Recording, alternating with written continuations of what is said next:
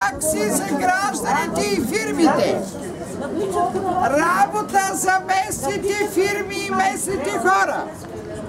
Да се увеличи работното време на администрацията, а не с два приемни дни във вторник и в четвъртък от 9:30 до 12. Четвърто, да се направи, както казват, ревизия. Младите искат ревизия, но ревизия и назначените. Вие знаете ли каква специалистка имаме в административния център? Със средно образование 3,53, ама е герберка. Вън некомпетентните и необразованите хора в общината. Път на младите и кадърните служители. Нека не забравяме, не знам дали кмета има висше образование, но той е завършил млеконадой. Аз не съм и вие не сте крави, нито сте животни да надои така. И каквото иска друго, но качествени и образовани хора. Ако някой от гражданите има друго предложение, списъка е тук, ще се допълва, ще включим и ще входираме исканията си в общината. Моля, който има нещо да добави и да каже, да заповяда. Да, млеконадой.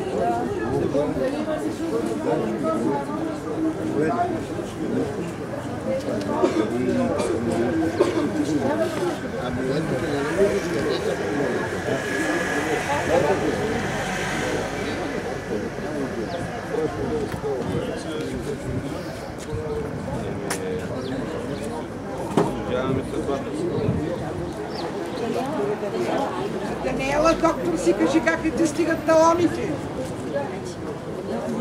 Чакай, тук ще ми държи стоят. Кажи за дискриминацията на деца.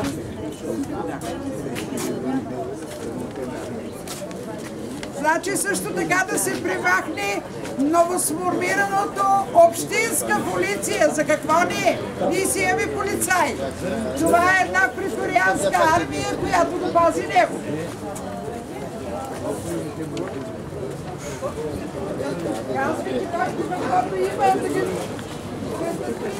Извинете, моля да кажете няколко думи за Бургас. Точно за какво протестирате? Ами аз допреди малко казах за какво протестирам. Значи аз не съм доволен от управлението на България през прехода 23 години. Не съм доволен за това, че институциите не функционират. Не съм доволен от това, че се погазват законите в Република България. То от висшестоящи лица, които трябва да защитават нашите интереси, да дават пример. Не съм доволен в частност и от управлението на община Поморие. Това са достатъчно неща, които ме карат да изляза и да не седа в къщи на топло. Какви са ви точно претенциите към кмета на Поморие? Претенциите към кмета са ми, че той не се справя с задълженията си, защото решенията, които взима, са нецелесообразни. Нецелесообразни означава, че те не отговарят на нуждите на общинските граждани, на гражданите на общината. Той работи против тях. Данъците са много увеличени в община Поморие, са по-високи от Несебър, Созопол и от Бургас. Също така сроковете са най-кратки, трябва да се изплащат наведнъж, иначе не ти издават документи и така нататък. Това са неща, които са в ущърб. Назначени са 100 човека по време на криза. Парите от данъците, които ни ги плащаме, са за това, че той е обещал в предизборната си кампания работни места, които в момента ги осигурява. А тези хора по принцип са некомпетентни, не познават законите на Република България и не могат да работят адекватно и да функционира тази община. Има много искове предадени срещу общината съдебни. Те са загубени. Парите на данъкоплатците вместо да отиват за развитието на града, отиват за съдебните искови, които се плащат на гражданите, които са недоволни заради незаконосъобразните актове. Имаме юристи, които не познават законите. Затова всяко едно тяхно решение веднага пада в съда. Много са нещата. А вие точно кой сте? Аз си казвам Стоян Тончев. От организаторите на протеста сте? Няма организатори, протестът е граждански, всеки идва сам, аз съм безпартиен, не симпатизирам на нито една политическа партия. Организатори няма. Организатор на протеста е ограбването на Република България. Организатор е бедността и безнадежността на хората за по-добро развитие. Благодаря.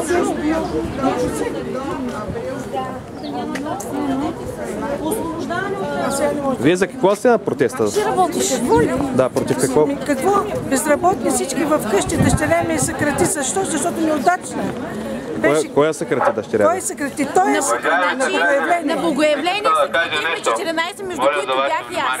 Завела съм трудово дело в момента и на това трудово дело ми е представено досието без трудовите атестации. Защото юристката, която има в Бисове, че коментар, че е любовница на господин Алексиев, на 13 януари коментара, публикуван, че е любовница на господин Алексиев Хубавина Япаджева, главна юристка, за да остави сестра си, еколог на общината с образование агроном. Растителна защита ни управлява. В момента дишаме най-мръсния въздух. В момента плащаме непосилни такси смет за депо от 70-та година, което е незаконно. И когато решим да предприемем някакви мерки, за да се освободим от тези такси, докато бях еколог в община Поморие, тогава МОСВ-то в лицето на госпожа Евдокия Манева, която е ДСБ, моментално спускаха с гербаджията, който е в момента Бойчо Георгиев, ни спускат наказание, за да не работим нито това, за да пълним хазната от поморийци с такса смет, която отива в държавната хазна и оттам отива за великите магистрали на господин Бойко Борисов.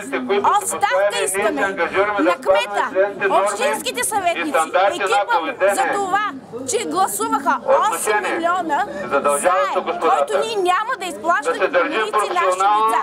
Ние имаме да учим деца, искаме да работим в демократична държава, да имаме европейски доходи, европейски почивки, европейски заплати. Когато отидем навънка да сме с вдигнати глави, както в България, така и навънка.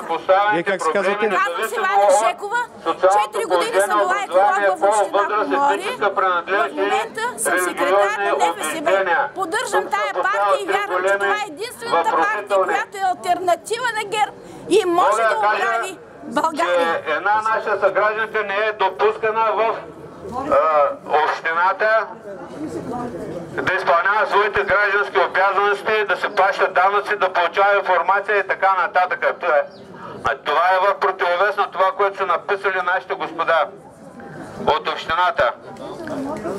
И по-надолу пише да се отнасяме с внимание и загриженост към вашите проблеми, да изслушаме вашите сигнали и жалби и да им отговаряме в срок. И това не е вярно. Питал съм толкова молби и на нито една молба не ми е отговорена в срок.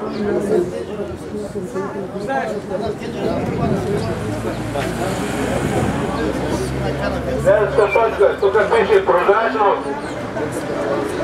Достъп до всички документи на Общинския съвет и Общинска администрация. И това не е вярно. На общински заседания не се допускат журналисти, не се допускат граждани, които се интересуват от някои неща. Например, аз имам специални дела по отношение на един имот с две влезли в сила съдебни решения, които кмета не желая да изпълни.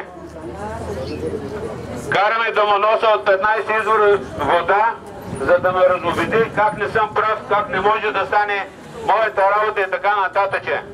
Вместо да се изпълни задълженията, ето тук ви нося една извадка от Гражданския процесуален кодекс, глава 23,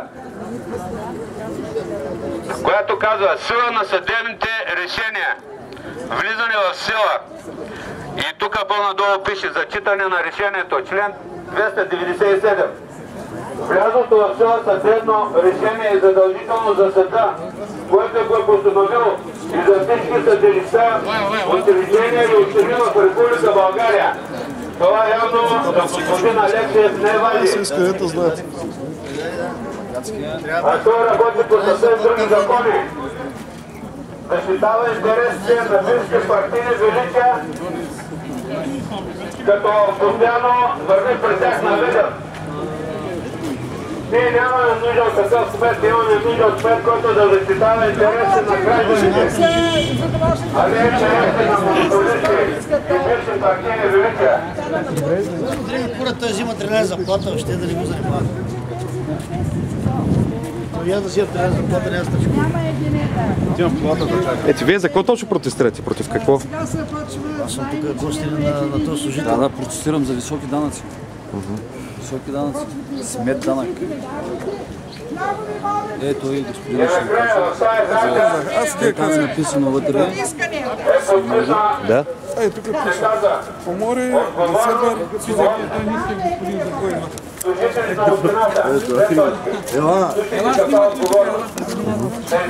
Данък община Несебър 1,2, Поморие 2%. На бедната община Поморие, която има сезон месец и половина.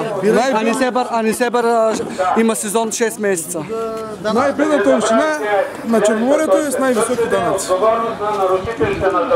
За да им плащаме заплатите, затова са не такива високи данъците, не за да се подобрява инфраструктурата на града. Затова както дойде новия кмет е, или? Да, назначи 100 човека по партийна линия.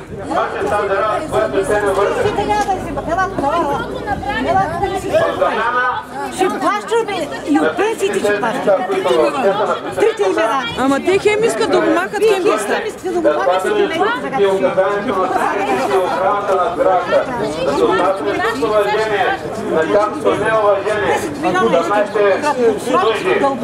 да бъдем търпеливи. До кога? Да бъдем внимателни и любезни на тези, които настъпват и на експлоатират и раздават нашите имоти на монополисти и бивши партийни величия. Чакай, ела тук човека. Да поставяме ние от наша страна пълна и точна информация за услугата, която желаем и да ни предоставят допълнителна информация. С две думи, уважаемите граждани,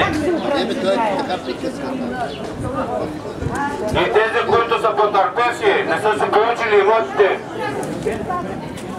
по причина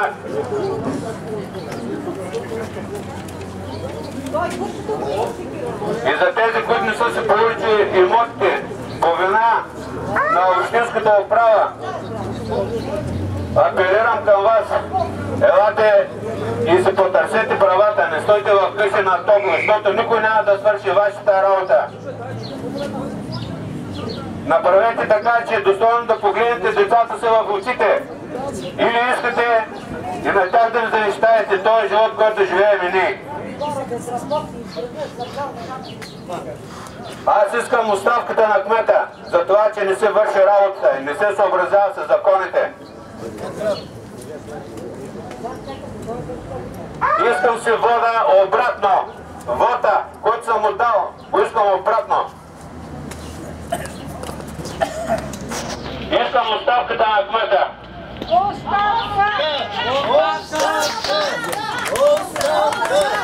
Оставка!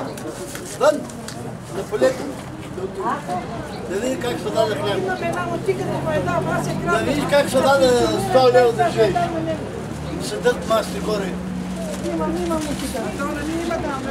Че шпици ги подават. Защо не отива да видят какво е положението в България? Или народа по море? Къде са този народ? Бургас. За Хуно. Защото ние за той и той държи да тая България. Къде беше Тодор Живков? Къде беше другите? Сега нищо не е.